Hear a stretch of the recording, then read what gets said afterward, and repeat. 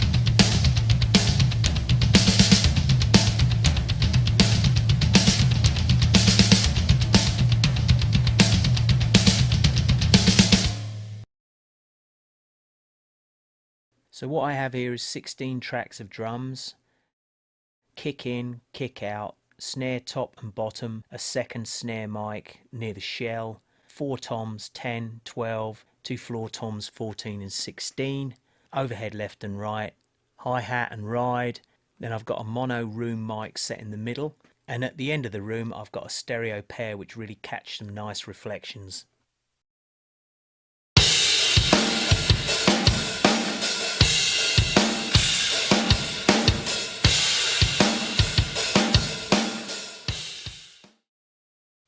So this is my layout setup, and what I did was I made a number of different time signatures with tempo markers, 120, 130, 140, 150 and so on. And then I imported 3 tracks that I like to play to, one up tempo, one mid tempo and one slow tempo track, and then I made duplicates of each session, so I had about 8 sessions in total. Once I recorded a full session, I zoomed right in, made sure that the first beat that I wanted was right on the grid, and then lined everything up around it to make sure everything was in phase. Then I'd go through and pick all the parts out that I wanted, cutting out and deleted everything that I didn't want to keep. Then I'd go into the 4 tom tracks, and everything around the tom hits I would cut out and put a nice little fade at the end of each tom hit, and then there's no need for a noise gate or anything like that. And then after listening back, if there's a tom hit that I didn't like, say with a lot of cymbal bleed on there, I could then replace that with one of the better, cleaner hits.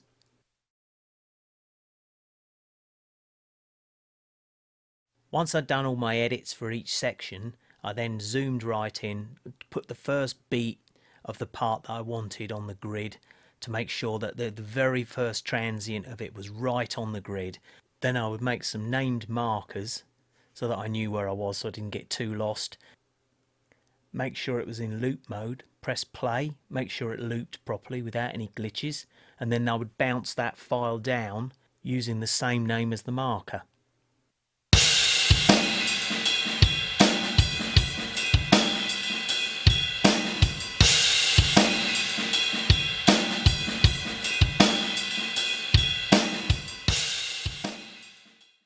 So if we scroll through here, you can see sections that I've kept and deleted all the stuff I didn't want to keep.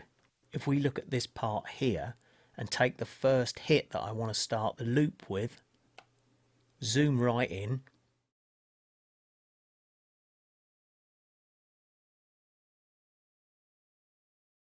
and then make a named marker and an end marker to create another loop.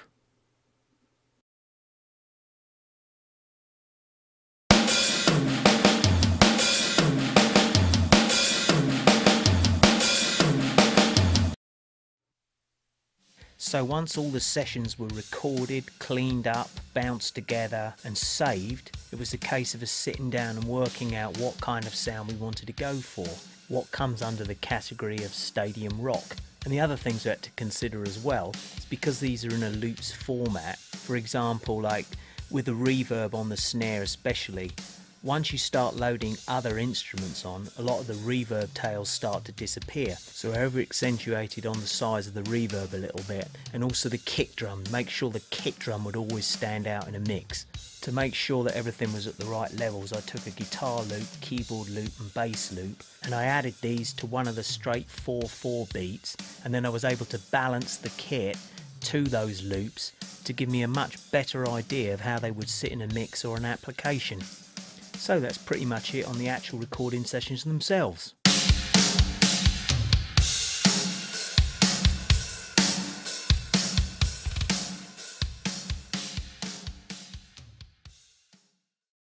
Okay, so I thought you might like to see my on-screen mixer layout, and you'll see that there's nothing really overcomplicated going on here. Starting with the kick and then going all the way across here to the final input, which is the main room. So we got 16 inputs from the main drum room, and then these are sent over to my main submix buses. So we've got kick, snare, toms, metal, overheads, room, and then I've got a loops mix bus, percussion mix bus at the end, and then the submix buses go over to my main drum bus, which is then sent over to my main master bus out.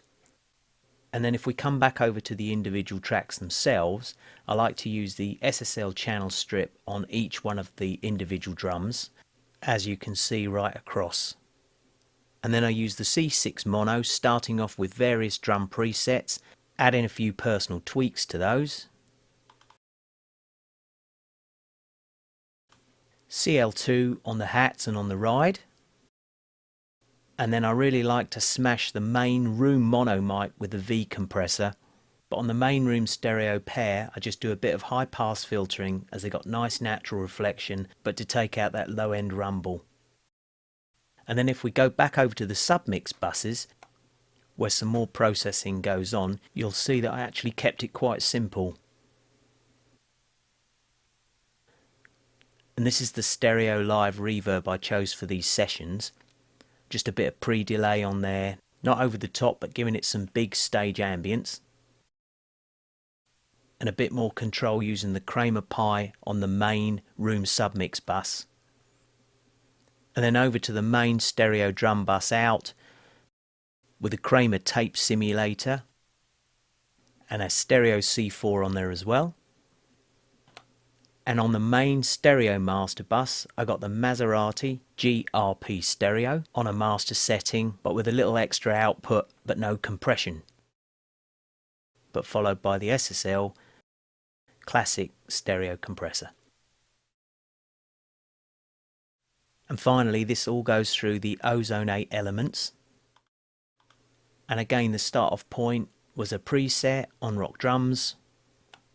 Started off using the preset EQ, just did a few little tweaks there, gave it a little bit of extra width with the stereo imaging, and I left everything else on a preset for the final levels. So that pretty much was my session layout for you to see with the mixer, the VSTs, plugins and so on. By the end of the recording sessions I think we ended up with about 1500 different parts, which I could then go through and pick out what I wanted. But this didn't include all the single drum hits, the individual cymbal hits, some percussion parts that I did as well. So as you can see it's quite a body of work, but it was a lot of fun to do.